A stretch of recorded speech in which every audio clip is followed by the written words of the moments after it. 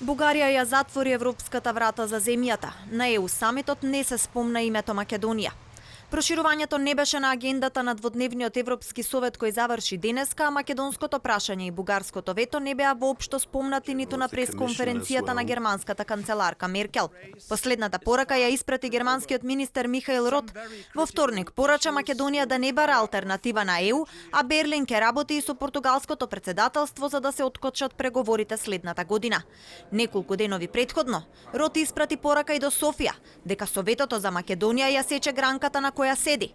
Пратеник на германскиот Бундестаг во интервју за телевизија 24 кажа: I think Bulgaria isolates itself. Many governments, I think Bulgaria must start, I think Bulgaria must start accession talks, and the country risks in the region many problems. That's careless. Но дали официјален Берлин направи доволно? Триаголникот на моќта или познатата гестикулација со рацете на Меркел не го донесе ветуваниот датум овој декември. Минатата недела советникот на председателот на Европскиот парламент во изјава за телевизија 24 кажа дека сегашната блокада ќе биде голем пораз за германското председавање. It would be a sad signal for the whole region.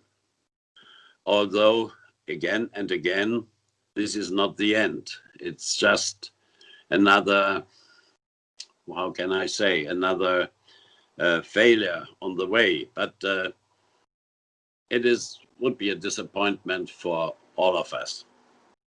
And it would be a failure of German presidency, but I wouldn't say it's their fault.